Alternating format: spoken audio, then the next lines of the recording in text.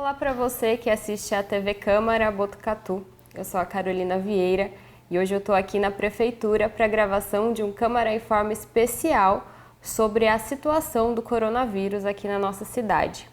Quem conversa com a gente sobre isso é o prefeito Mário Pardini, mais uma vez, né? Então eu gostaria já de agradecer, de receber a gente de novo aqui e também de compartilhar essas informações de utilidade pública num momento tão delicado que a gente está vivendo. Eu que agradeço a oportunidade, mais uma vez, falar com a TV Câmara, né, e falar com a população de Botucatu sobre a situação atual do coronavírus na nossa cidade. E eu vou começar pedindo para a gente tentar fazer uma recapitulação, porque faz um pouco mais de um mês que a gente gravou uma última entrevista com o senhor, mas parece que já faz um ano de tanta coisa que está mudando, né? Verdade. Então, só para a gente ter uma ideia, o que foi feito até aqui, desde as primeiras medidas até agora, para Botucatu enfrentar essa pandemia? Eu acho que a primeira medida foi realmente a medida da quarentena, isolamento social, que naquele momento era importante, porque quando São Paulo decretou a quarentena no dia 23 de março, a gente ficou muito preocupado, porque como fechou tudo em São Paulo, uma boa parte da população de São Paulo, ou uma parte da população de São Paulo, poderia, e como aconteceu de fato, vir para Botucatu, para consumir, para estar aqui com familiares. E a gente sabe que o centro da epidemia era São Paulo e continua sendo São Paulo. Então a gente teve que ajustar também as nossas medidas de quarentena, como aliás quase que todos os municípios fizeram, e a gente também decretou a quarentena em Botucatu. Isso foi importante para poder achatar a curva de contágio. Junto com a quarentena, eu acho que um dos principais decretos que a gente publicou foi o decreto de segurança alimentar. Uma preocupação minha era com aqueles autônomos, né, que vendem a pipoca de manhã para poder comer à noite, né? Então muitos autônomos nessa condição, e a gente publicou um decreto praticamente junto com o decreto da quarentena de segurança alimentar. A gente foi pioneiro, com certeza, no país em relação a essa preocupação com essas pessoas. A gente começou distribuindo 180 cestas básicas por dia, a situação foi se agravando, foi para 360, e hoje são 720 cestas básicas todo dia em 2 pontos, no CREAS e no Cardoso de Almeida, na Escola Cardoso de Almeida, e agora a gente vai descentralizar para os CRAS novamente, para fornecer as cestas básicas para essas pessoas, autônomos, MEIs, microempresários, terem condição de passar por esse período mais difícil da quarentena sem ter nenhum problema alimentar. Junto com essa decisão, a gente ampliou os itens da cesta básica, então também tem cartelas de ovos, proteína, verduras, para que a gente possa passar por esse momento com um pouquinho mais de tranquilidade, pelo menos na questão alimentar, que é muito importante. Daí outras medidas com relação à postergação do pagamento do IPTU, do ISS, ao trabalho para que naquelas concessões públicas a gente pudesse suspender o pagamento dos aluguéis. Um exemplo talvez seja o Mercadão e os trailers que ficam na Praça Brasil-Japão, no Para Todos, e outros espaços públicos de concessão. A gente também suspendeu o pagamento, né? Conversa com todos os setores da sociedade, informando o que está acontecendo, tomando decisão em conjunto, mesmo sem baixar decreto. Foi isso que aconteceu com as igrejas, com as academias. E agora, né, a decisão da gente testar em massa, que está sendo pioneira também, um exemplo para o país, o que faz com que em Botucatu seja a única cidade no país que não tenha subnotificação de casos, tanto de óbitos quanto de testes na comunidade. Hoje, qualquer pessoa com síndrome gripal espirrou, um pouquinho de febre, já agenda o teste, já faz o teste PCR padrão ouro, não é aquele teste rápido que tem uma imprecisão muito grande. Então, isso tem sido exemplo, né? Sempre saindo nos principais jornais nacionais de todas as emissoras, né, as ações de Botucatu em relação ao combate ao coronavírus. Isso tem feito com que a gente consiga identificar os pacientes que testaram positivo, que a gente consiga isolar e acompanhar por uma central de monitoramento do pessoal que combate as epidemias, na Secretaria de Saúde, acompanhar esses casos e tomar as decisões precoces para que a gente salve vidas aqui no nosso município.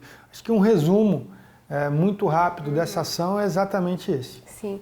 E como o senhor avalia, como o Botucatu tem enfrentado a situação até aqui? Sente que tudo que poderia ser feito foi feito?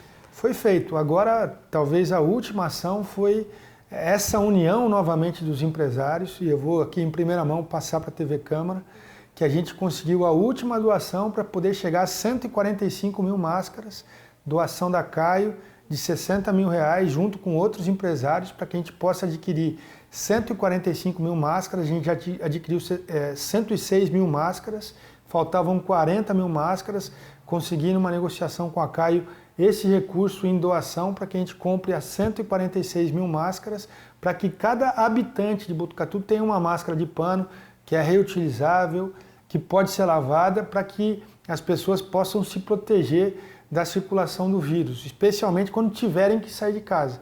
Né? E espero que isso aconteça quando for extremamente necessário. Sair de casa para consumir o que não é importante nesse momento ou para passear é um grande erro de estratégia.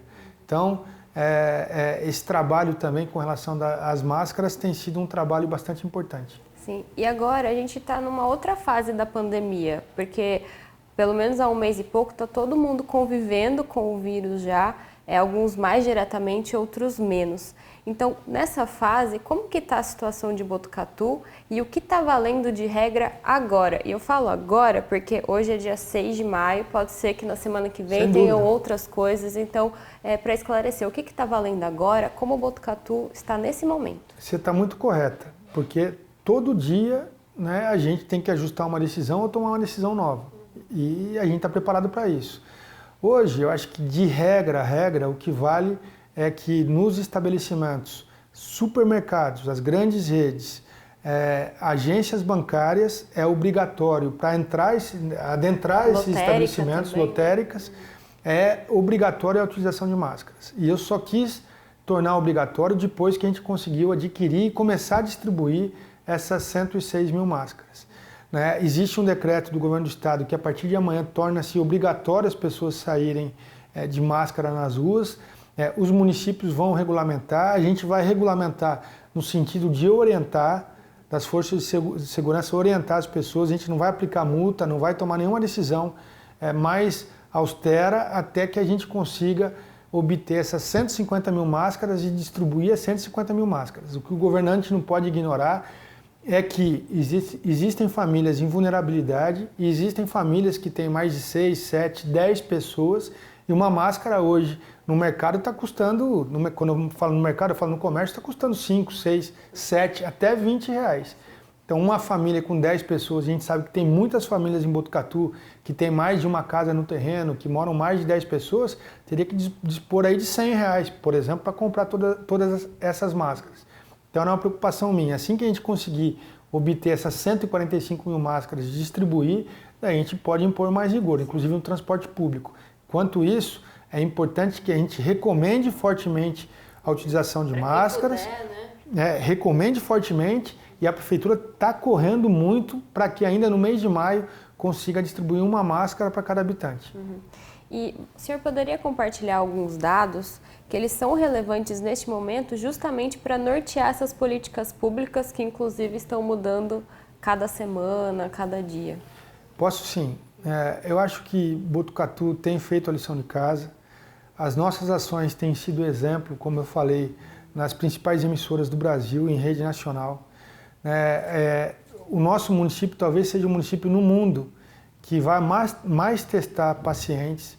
A gente vai testar mais de 10% da população de Botucatu e todas, lógico, sintomáticas. Não adianta que a gente não vamos fazer 15 mil testes, 20 mil testes em 4 meses. A gente vai fazer provavelmente um período de 1 ano ou mais. Todo mundo com síndrome de Pau, enquanto não tiver vacina para coronavírus, para Covid-19, vai ser testado. Hoje a gente tem, em função dessa testagem em massa, aliás, a gente não tem subnotificação. Isso é importantíssimo porque faz com que a gente consiga identificar na comunidade quem contraiu a doença e promover o isolamento e o acompanhamento dessas pessoas e dos familiares, né? Então, segurando a propagação da doença. Hoje a gente tem 4 óbitos nesse momento, né? Infelizmente, a gente deve contabilizar mais alguns óbitos, mas a gente tem 4 óbitos nesse momento. confirmados de Covid-19. Existem outros 2 suspeitos que a gente está aguardando sair o resultado para poder confirmar. E a gente tem 87 casos confirmados na comunidade de testados já positivo para Covid-19. Então esse é um balanço do dia 6 de maio, como você falou, às 10 horas e 40 minutos. E agora falando da população, né? Porque a eficácia do combate ao Covid-19 depende muito da adesão da população às políticas públicas, ao isolamento, ao uso da máscara. Então, como o senhor sente que a população botucatuense tem lidado com a situação? E aí também falando, o que o senhor acha que precisa melhorar, deveria melhorar, e também o que deveria ser parabenizado? Eu acho que Botucatu é uma cidade diferente porque a população é diferente, né? Existem ações que dependem da ação da administração pública, sim. Existem ações que dependem de empresários e existem ações que dependem da população. Então, primeira coisa, tudo que depende da ação da administração pública a gente está fazendo. E está fazendo com vanguarda, né? Isso não é vaidade, a gente está fazendo com vanguarda porque é importante a gente estar na vanguarda no combate dessa epidemia. O que depende dos empresários, a imensa maioria está fazendo, que é garantir os empregos, os acordos coletivos estão acontecendo na indústria. Quero parabenizar aqui o sindicato dos metalúrgicos, né, o Cláudio Beisso, que é meu amigo, inclusive, tem feito um trabalho brilhante junto com os empresários da indústria, estão garantindo a imensa maioria dos empregos com acordos, né, com os empregados. Espero que tudo isso passe muito rápido para que a gente possa retomar a vida normal e começar a produzir. Isso não é em Botucatu, é no mundo. Não adianta Botucatu começar a produzir, né, os Estados Unidos não comprar, a China não comprar, a Europa não comprar, a gente tem que produzir, né, para que o mundo possa consumir. Então, essa é uma crise global, não é uma crise que se vive em Botucatu, por mais que existam pessoas que queiram pregar que é uma crise instalada só em Botucatu, é uma crise global, todo mundo está vendo isso. Os empresários, a grande maioria tem feito o seu papel, a gente autorizou agora, junto com as autoridades de saúde, Ministério Público, o drive-thru, né, ele está funcionando, existem abusos, a gente está tentando coibir, né, e existem abusos também da população. Tem muita gente que acaba intimando o dono do comércio a abrir para poder consumir dentro da loja. Não pode.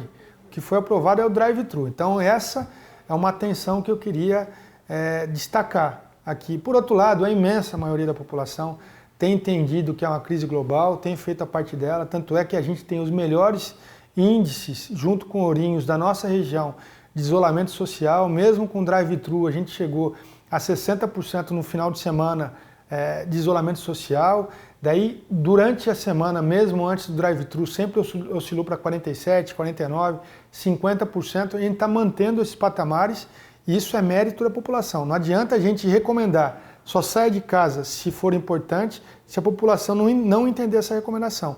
Então, quero mais uma vez solicitar a toda a população de Botucatu que só saia de casa se for extremamente necessário, né, para trabalhar nos setores que está permitido o trabalho, agora o comércio também no drive-thru, na indústria, também no delivery, nos restaurantes, lanchonetes, né, e para fazer o que é essencial, ir no supermercado, ir numa farmácia e na agência bancária. Sim. Fora isso, precisa ficar em casa, né? O combate, a maneira mais eficaz para combater o coronavírus é a testagem em massa e o isolamento social. E a gente falou da população, agora também falando, como o senhor citou, das forças públicas, dos empresários, dos outros setores, né? Porque não é um combate somente à doença, é todo o cenário que ela acarreta, né? Então a gente pode citar o pessoal da saúde, da educação, da comunicação, os setores público e privado, enfim, né? Como o senhor avalia a importância desse trabalho em cooperação? Então, Botucatu, mais uma vez, né, Carol, é diferente porque a população é diferente, os empresários são diferentes, a administração pública é diferente, os servidores públicos da Prefeitura e da Câmara dos Vereadores são diferentes. Aqui a gente trabalha unido. Lógico que existem pontos que não são convergentes, e a gente, no Estado democrático, a gente tem que respeitar isso. Mas a imensa maioria rema para o mesmo lado. Uma cidade desse jeito não tem como dar errado. E vamos falar um pouquinho também das contas públicas, porque Claro. a última entrevista que foi feita ainda estava na espera das ajudas estaduais, federais, e nesse último final de semana veio a notícia que Botucatu receberia uma verba de 17 milhões, se eu não me engano, né, para ajuda ao combate do coronavírus. Então, como o orçamento municipal tem enfrentado, tem carregado essa demanda, né? E como essas ajudas, como vão ser utilizadas, quando vai vir, enfim. Olha, é assim, tem uma falta de conhecimento em relação a essa ajuda, né? Não são 16, são 16 milhões de reais. Não são 16 milhões de reais que vêm extra-orçamentário, ou seja, que são adicionados para combater o coronavírus. Não. Na verdade, a gente teve uma queda de receita imensa, todos os municípios brasileiros tiveram. A Prefeitura de Marília já não pagou o salário dos servidores públicos de abril, não sei se você acompanhou isso. A Prefeitura de Marília não pagou, vai pagar parcelado até dia 20 de maio e não sabe se vai conseguir pagar os salários de maio. E existem outras prefeituras no Brasil adotando essa mesma medida que Marília. Aqui a gente ajustou as contas públicas e, graças a Deus, nesse momento a gente tem saúde financeira para manter o pagamento dos fornecedores e especialmente dos servidores públicos. Esses 16 milhões de reais, eles vêm para complementar, né, recursos que caíram muito, receitas que caíram muito, provenientes do ISS e do ICMS especialmente. Então vamos dizer que é para repor uma queda. Exatamente. Que aconteceu. O que aconteceu? Existe uma medida no Congresso, né, que agora foi para o Senado e voltou para o Congresso e foi votado ontem no Congresso, precisa ser sancionado pelo Presidente da República, uma medida provisória para complementar as receitas médias de 2019. Não é nem crescer, a gente está prevendo um crescimento orçamentário para 2020, que não vai acontecer. Esses 16 milhões de reais são para 4 meses só, para complementar as quedas, só para 4 meses, para complementar as quedas de receita desses 4 meses de ISS e de ICMS. Posso garantir que não é nada. Só esse mês aqui em Botucatu, a gente deixou de receber 6 milhões de reais. 6 milhões de reais em 4 meses, 6, 12, 18, 24. 24 milhões de reais. O governo federal está repassando a 16 milhões de reais. E quais são as medidas? 8 milhões de reais a menos do que a gente precisaria para esses próximos 4 meses. Sim. As medidas, perdão, eu te cortei. Mas era isso mesmo. O que fazer, então, se tem essa queda, né? Qual é o planejamento? Reduzir despesa. Aonde puder reduzir. A gente vai reduzir despesa em tudo, menos na saúde nesse momento. Né? Na verdade, a gente está investindo muito mais recursos. Saúde, assistência social, a gente está investindo muito mais recursos na aquisição das cestas básicas e na segurança pública. E, bom, o impacto é muito grande, né? E aí tem alguns setores que eu gostaria de falar em específico, porque é um pouco difícil, eu não sei se é até impossível colocar uma data para o fim dessa situação, não sei se alguém sabe exatamente, a gente vê alguns especialistas falando um mês, outro mês, mas são muito diferentes, né? Então, como tem sido planejada, se está sendo planejada a retomada de alguns setores e da vida normal, porque a gente nem sabe se vai ter o normal mais. Então, falando do comércio, das escolas, do serviço, como está sendo retomado e pensado, né? E como está sendo o impacto nesses setores mais chave da sociedade? Não, o impacto é importante, não dá para ignorar isso. O impacto é importante, as pessoas estão aflitas, eu também fico aflito, ansioso para que tudo retome ao normal, mas a gente tem que retomar com muita segurança. E já existem planos sendo elaborados na Prefeitura, junto com os setores produtivos, para a retomada. Uma retomada gradual, responsável, muito vinculada e atrelada ao que as autoridades de saúde pensam, respeitando demais a Justiça, o Ministério Público, né, consultando essas esferas para que a gente possa fazer uma retomada gradual e com muita responsabilidade. Com relação a prazos, né, é difícil, porque está muito vinculado, embora a gente já tenha um plano de retomada, está muito vinculado à curva epidêmica, né? Então, a gente vem testando em massa, a gente vem tendo, para cada 100 testes que a gente faz na comunidade, alguma coisa em torno de 9 a 10 testes são positivos, então a gente está falando de 9 a 10% da população que testa positivo quando tem síndrome gripal, ou seja, está sintomática, não é pegar eu e você que a gente está bem, né? Sim, E fazer um testar, teste. não vai dar negativo. Se a gente tiver com síndrome gripal, né, a probabilidade de ser Covid é de 10%, não dá para ignorar, é um número que tem que ser considerado. Então o vírus circula em Botucatu e é bom que aconteça isso, porque parte da população já vai ficando imunizada, que é aquela famosa imunidade de manada que a gente chama, né? E que isso que vai fazer com que o vírus perca força. A gente não pode liberar tudo de uma hora para outra, que todo mundo se contamina, e daí se todo mundo se contaminar, uma parcela das pessoas vão precisar de hospital, vai chegar no hospital e não vai ter. Então, por isso que a gente tem que ir soltando devagarinho, tem que ir ajustando essas datas baseado nos indicadores de saúde. Quais são? Leitos de enfermaria, leitos de UTI e disponibilidade de respiradores. Quantidade de testes positivos na comunidade, né? E índice de isolamento social. Tudo isso é muito importante para que a gente comece a liberar gradualmente o comércio e outras atividades econômicas na nossa cidade. E só para lembrar, hoje o que está valendo no comércio é o drive-thru. Drive-thru. Né? E nas escolas, como tá? As escolas talvez sejam as últimas a voltarem ao normal.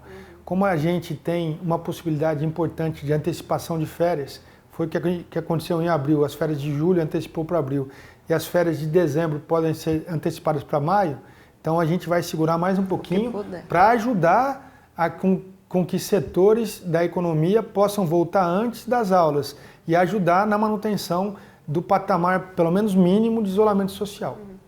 Bom, agora, indo para o final da entrevista, são duas perguntas mais que eu gostaria de fazer, pensando na interação com as pessoas, né? O senhor tem dado entrevistas nas rádios, o pessoal está em casa, está bastante ativo na internet, deve mandar muita pergunta. E a gente está num momento que é tudo sempre muito polarizado. Tem gente que acha super uma coisa lá negativa, outra é muito positiva, enfim. A gente fica meio, e principalmente o senhor, acredito, fica bem no meio desse fogo cruzado. Então, pensando nesses questionamentos que vêm frequentemente, tem alguma coisa que o senhor gostaria de aproveitar para esclarecer? Eu acho que essa questão, falando para a população diretamente agora, é uma questão... o enfrentamento da epidemia não pode ser um enfrentamento ideológico. Eu tenho visto muito disso. Não pode ser uma antecipação de eleições, seja no âmbito federal, estadual ou municipal. É uma situação que a população nunca viveu, que a humanidade nunca viveu. Talvez tenha vivido na gripe espanhola, mas a gente não tinha redes sociais, não tinha essa questão ideológica tão aflorada. Então, o que a gente tem que fazer agora é se unir, né? Todo mundo está no mesmo barco. Se as ações que a gente está desenvolvendo derem certo, vai dar certo para todo mundo. Se der errado, vai dar errado para todo mundo, né? Inclusive para os empresários. Então, o que a gente precisa fazer agora é se unir, confiar nas autoridades de saúde, confiar nas autoridades, na justiça, né? E especialmente confiar em Deus, né? Porque é Deus que renova a esperança, é Ele que faz com que a gente tenha saúde para trabalhar todos os dias bastante, para tomar as decisões corretas. É Deus que dá sabedoria aos governantes para que possa ajustar as suas medidas e decisões, que dá paciência, amor para a gente escutar às vezes tanta besteira, né? É Deus que faz com que a gente consiga, no momento de quase que colapso social, a gente ter tranquilidade para tomar as medidas que a gente tem que tomar. Então, é confiar, é se unir, é confiar, é acreditar, está passando, né? Quando a gente deu a entrevista lá atrás, há mais de um mês, como você falou, a gente estava no início, hoje a gente conhece mais da doença, sabe mais como está performando a doença aqui em Botucatu, a gente já tem medidas importantíssimas implementadas para poder enfrentar essa doença, né? E a gente está enfrentando com sucesso, está passando, vai passar. E daí é se unir mais ainda para ativar a economia, para consumir, para gerar empregos, para garantir os empregos, pedir para que os empresários realmente tenham essa coragem, né, coragem de poder preservar, manter os empregos, para que a gente possa passar com mais tranquilidade por essa recessão global, mundial, e por essa epidemia que tanto tem assolado, né, o mundo, né, seja ceifando vidas, seja provocando aí milhões de desempregados no mundo inteiro. Eu acho que essa pode valer como mensagem final do programa, né? E mais um, se puder, fique em casa, que sempre vale a pena falar também, né? Ótimo. Embora tenha algumas pessoas que se irritem com esse fique em casa, é isso que tem salvado muita gente. A gente sabe que tem muitas situações que é impossível a gente ficar em casa. Quando a gente tem que comprar alimento, tem que ir no supermercado, né? E as decisões que a gente tomou com relação à obrigatoriedade de adentrar um estabelecimento como um supermercado de máscara é para a gente reduzir a circulação do vírus no ambiente que ele circula muito, em função da aglomeração. Mas essa mensagem que você passou no final do programa, ela tem que ser reconhecida como uma mensagem de responsabilidade e de esperança.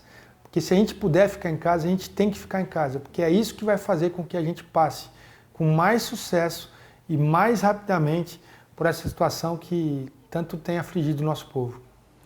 Prefeito, muito obrigada por mais uma vez compartilhar essas informações com a gente, com quem está assistindo a TV Câmara. E fica o convite também para quem está assistindo acompanhar o restante da programação. Tem bastante coisa sobre o coronavírus e sobre essa situação na nossa cidade. Então, até a próxima. Espero que com notícias melhores, né? Então, tchau. Obrigado.